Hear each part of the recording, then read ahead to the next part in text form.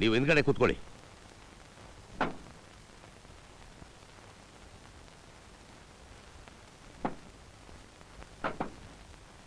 ಇಂಥವ್ರಿಗೆ ಎಂತ ಸಂಬಂಧ ಹಾಕಿದ್ರು ಹೋಯ್ತು ನೋಡ್ರಿ.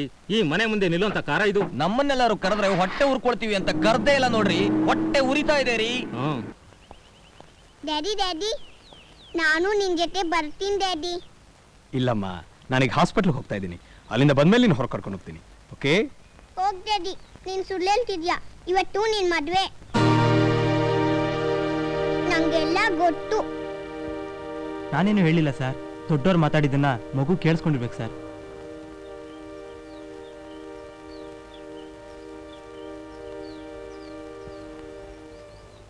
ನಾನು ನಿನ್ ಮದ್ವೆಗೆ ಬರ್ತೀನಿ ಡ್ಯಾಡಿ. ಸರಿ ಬಾಮ್ಮ. Thanks daddy.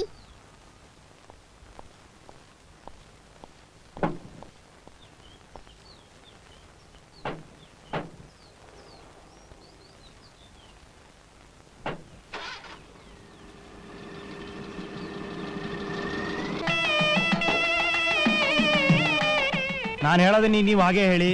ಈ ಪವಿತ್ರವಾದ ಮಂಗಲಸೂತ್ರವನ್ನು ನಿನ್ನ ಕೊರಳಿಗೆ ಕಟ್ಟುತ್ತಿರುವ ನಾನು ನಿನ್ನನ್ನು ಎಂದಿಗೂ ಕೈ ಬಿಡುವುದಿಲ್ಲ. ಇದನ್ನು ಧರಿಸುವ ನೀನು ಇಂದಿನಿಂದ ನನ್ನ ಜೀವನದಲ್ಲಿ ಸುಖ ದುಃಖಗಳಲ್ಲಿ ಸಹಭಾಗಿ. ಅಮ್ಮ, ನೀವು ಹೀಗೆ ಹೇಳಿ. ನಾನು ಧರಿಸುತ್ತಿರುವ ಈ ಮಂಗಳಸೂತ್ರವನ್ನು ನನ್ನ ಪ್ರಾಣಕ್ಕಿಂತಲೂ ಹೆಚ್ಚಾಗಿ ಭಾವಿಸಿ, ನಿಮ್ಮ ಮನಸ್ಸಿಗೆ ನೋವಾಗದಂತೆ ನಡೆದು, ನಿಮ್ಮ ಬಾಳಿನ ಸುಖ ದುಃಖಗಳಲ್ಲಿ ಸಹಭಾಗಿಯಾಗಿರುವೆನು. ಇದು ಸತ್ಯ. ಅಗ್ನಿ ಸಾಕ್ಷಿಯಾಗಿ, ಆಕಾಶವಾಣಿ ಸಾಕ್ಷಿಯಾಗಿ, ಸೂರ್ಯ ಚಂದ್ರಾದಿಗಳ ಸಾಕ್ಷಿಯಾಗಿ, ಎಲ್ಲಾ ಬಂಧು ಮಿತ್ರರ ಸಮ್ಮುಖದಲ್ಲಿ ನಮ್ಮ ದಾಂಪತ್ಯ ಜೀವನ ಪ್ರಾರಂಭಿಸುವೆವು. ಹಾ, ಗಟ್ಟಿ ಬೇಡ ಬಾರಿಸೋಯ್ಯ.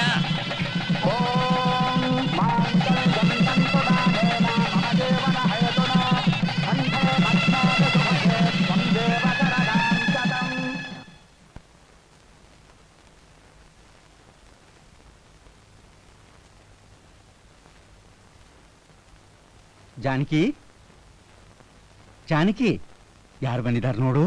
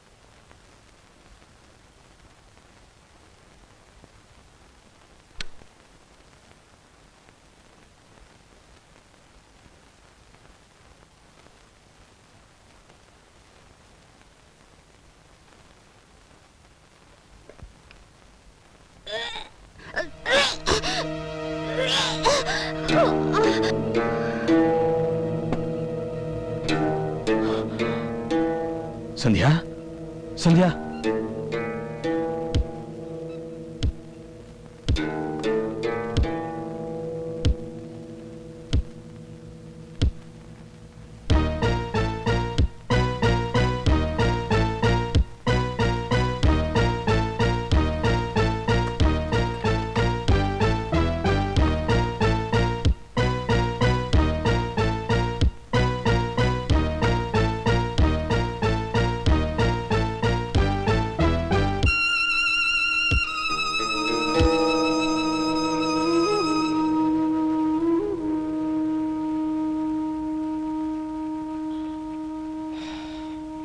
ಅಪ್ಪ, ನೀವು ಹೋಗಿ ರೆಸ್ಟ್ ತಗೊಳ್ಳಿ.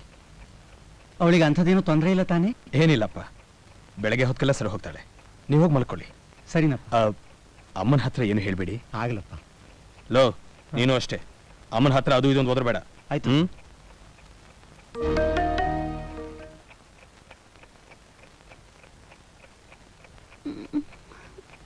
ಅಮ್ಮ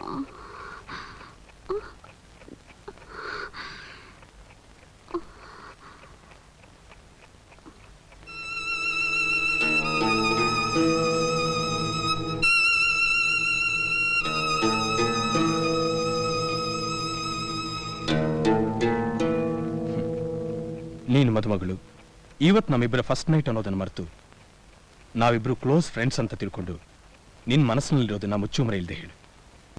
ಮನೆಯಲ್ಲಿ ಎಲ್ಲರ ಹತ್ರನೂ ನೀನು ಎಚ್ಚರ ತಬ್ಬಿದ್ದೀಯಾ ಅಂತ ಮಾತ್ರ ಹೇಳಿದ್ದೀನಿ. ವಿಷ ಕುಡಿದು ಆತ್ಮಹತ್ಯೆಗೆ ಪ್ರಯತ್ನ ಪಟ್ಟಿದೀಯಾ ಅಂತ ಯಾರಿಗೂ ಹೇಳಿಲ್ಲ.